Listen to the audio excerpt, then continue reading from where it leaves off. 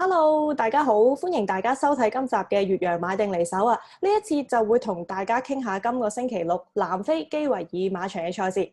Hello everyone, on this Saturday, we in Hong Kong will watch 8 races at Greyfield Racecourse. That will be race 2 to race 9 over there. And I think most of the Hong Kong racing fans may remember that last time I discussed with Alistair and Joe was about the match day and we did a quite good preview show. So this time I invite Alistair and Joe again. Happy to see you guys. How are you, Joe? I'm doing well. How are you? Yeah, I'm good too. Thanks for your time. And Alistair, how are you? Is it all good?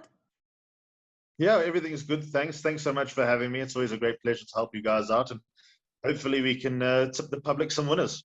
Yes, I hope so. So we know that, Alistair, you are now currently in South Africa. So can you tell us about the weather on Saturday? Okay, so I grew up in Durban. In fact, I grew up about 400 meters away from Greyville Racecourse. And at this time of year, the weather should be absolutely perfect. They always say that Durban winter is like a good summer in various other cities around the world. So I don't expect there to be any problems with the weather. The forecast is clear. If there is any wind, it's likely to be a very, very light headwind, which doesn't bring any rain. So basically, it should be a perfect day for racing. Let's hope that it works out that way and the weatherman is right and that tradition is right. That's good to hear. And could you briefly introduce about the Greyfield Racecourse to us? What we should be aware of when studying the cars? Okay, so Greyville Racecourse is a very, very tight track. It's not dissimilar to Happy Valley, actually. It's got a 400-meter run-in. So luck and running plays a huge part. There are two tracks, obviously a turf track and a poly track. The races will be held on the turf on Saturday.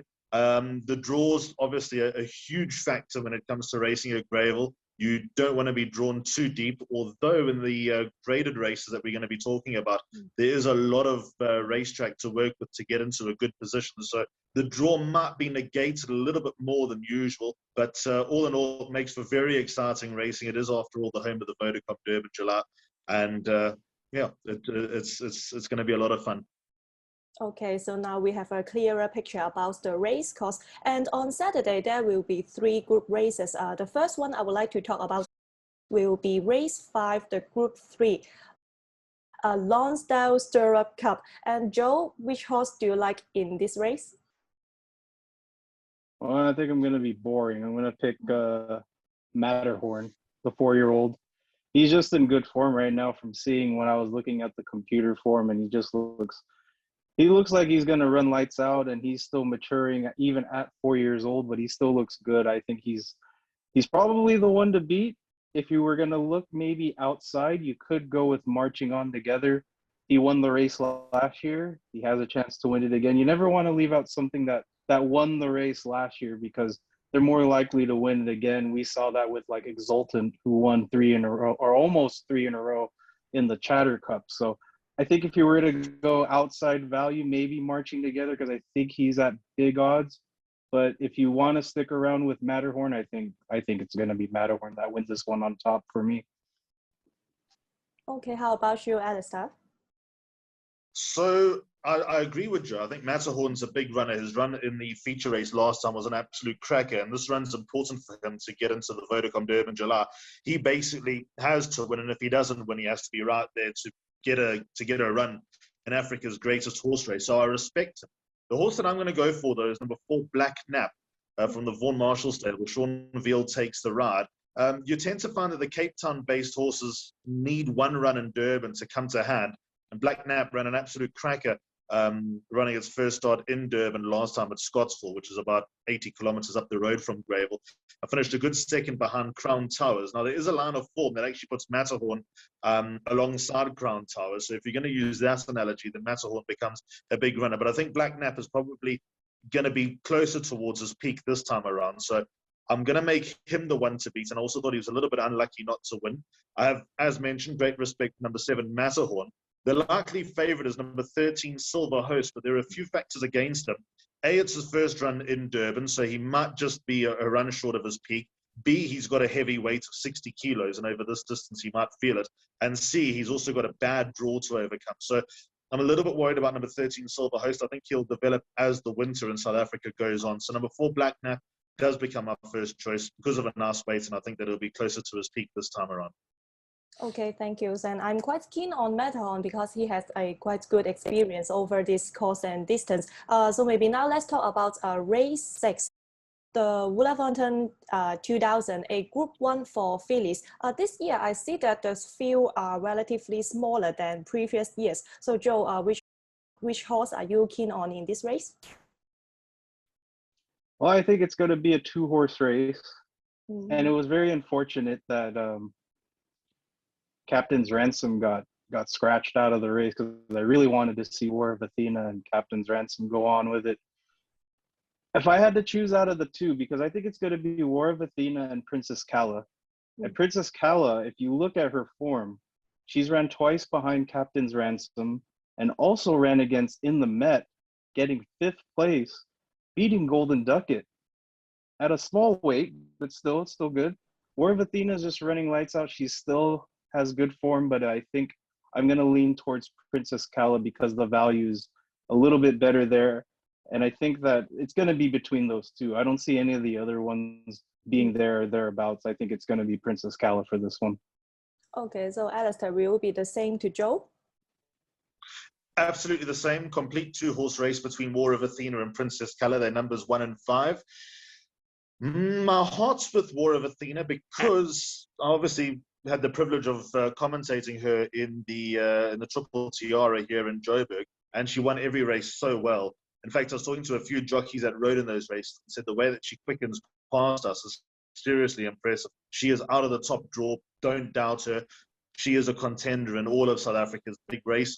But I like the prep of number 5, Princess Kala, just a little bit more. Her local debut, as Joe said, out of the Mets, running 5th to Rainbow Bridge, which was an absolute cracking effort. She won a good race at Scottsville. That was her first run after a 3-month break, and then came out and ran 2nd behind Captain's Ransom. And she was really taking off right at the end of the race, was number 5, Princess Kala. So I think she might just have the better prep. But having said that, War of Athena is better proven. She's won the 3 legs of the Triple Tiara, as mentioned, and she's also won she's run at Grade 1 level at Greyville. I ran a close-up 2nd behind Anything Goes. So heart says War of Athena, head I'm split, so I'm going to go War of Athena. Yes, I think so. War of Athena is quite definitely one to watch, and let's see whether she will continue her winning streak. And then in race 7, the feature race for the day will be the Group 1 Daily News 2000. Joe, what is your selection here? I might go completely off the board here because linebacker and come attending look really, really good. But I'm going to go with Lyle Hewitson and Shah Akbar just because Lyle Hewitson's a pretty good front-running jockey. He's going to take him to the front. I think if he sneaks away by the time they get to the turn, and that Greyville turn is really, really interesting. And these 3-year-olds, a lot of them are still maturing, and I think that if he could run them straight and he just goes to the lead and just runs away with it, I think he has a chance to sneak in the placings at least. He could get run down, but if he puts him to sleep up at the front, I think it would be a great value bet. I don't know what the odds are, but I think Shah Akbar looks like he would be in good form in this race. Okay, that will be this horse may have a good price. And how about you, Alistair? What is your thought about this race?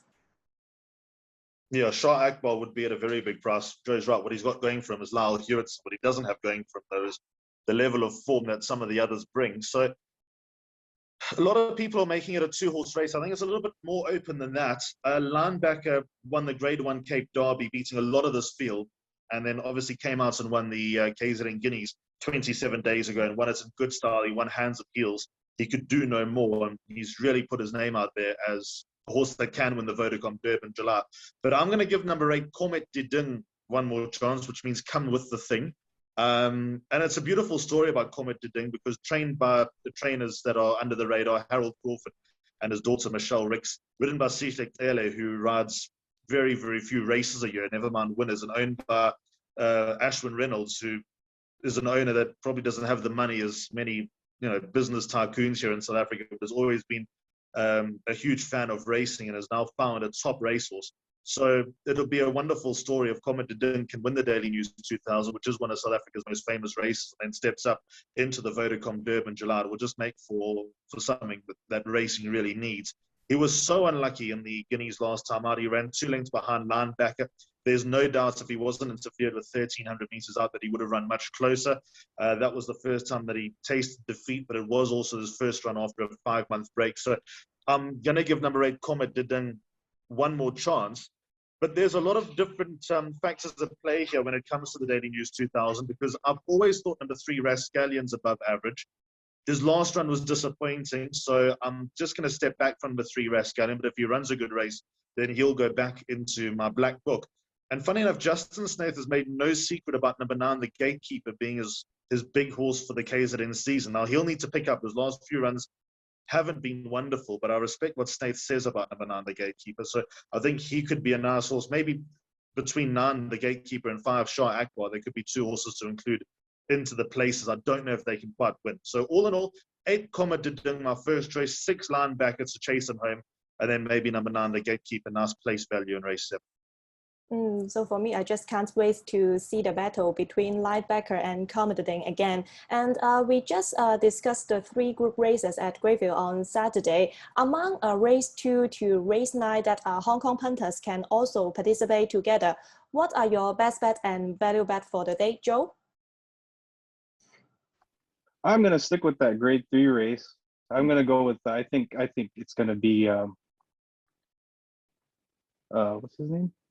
Matterhorn. Yeah, I think it's going to be Matterhorn. I think that's going to be my best bet. And in the grade 1 for the Colts, it's going to be Shah Akbar. I think those are going to be the 2.